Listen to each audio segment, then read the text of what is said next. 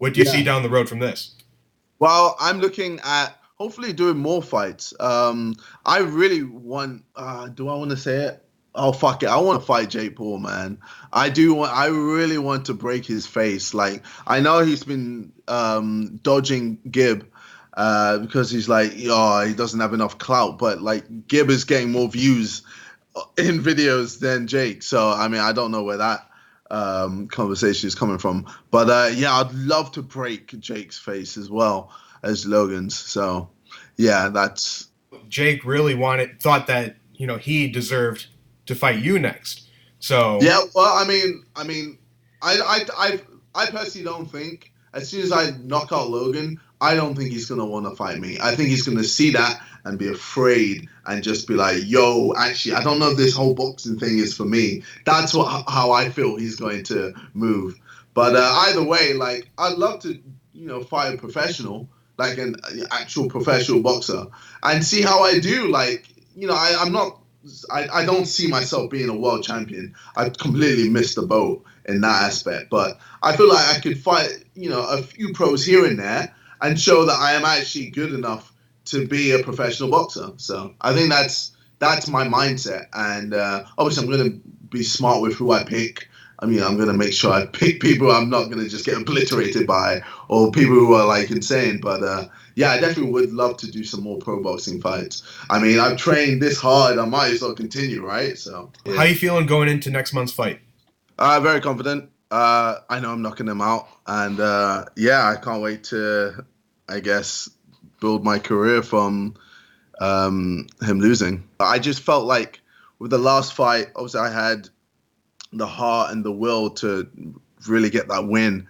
I just didn't have enough time. He essentially survived the last fight, and I didn't have the right tactics in order for me to absolutely obliterate him. Whereas now I do. He did a good job of not showing anything, not showing any of his style with the last fight. So obviously now I know, how he fights, and obviously I'm sure he's going to change it. But he's always going to go back to what he knows when he's under pressure. So yeah, once I get in that ring, he's going to realize he's fighting a different beast than what he was fighting last year. Now, you say you were sparring with world champions. Are there any names that you can drop? I can't name. I'm sorry. You tried it. I can't. I don't want to give too much away because I felt like that was my downfall last time. I showed too much, too many videos. I showed too much material, and Logan literally just had a whole. Well, I don't know. I guess he just had so much information on me that when it came to the fight, he kind of knew everything I was gonna do up until round 3, where I kind of had to just switch it and become a lot more scrappy with my technique. How much money do you think you have put into just training for boxing up to this point?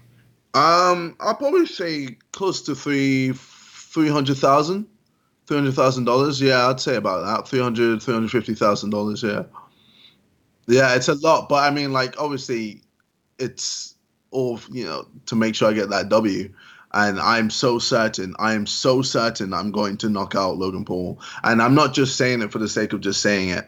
Like, like how Logan says it, like, oh, yeah, I'm just going to knock him out. Like, I'm actually going to get in that ring and drop him. And he's going to realize that he's not he's not messing with the JJ last year. Like, the JJ last year was a very tentative guy. Now I'm seasoned. Now I understand what I need to do in order to break him down and end him. And that's what's going to happen.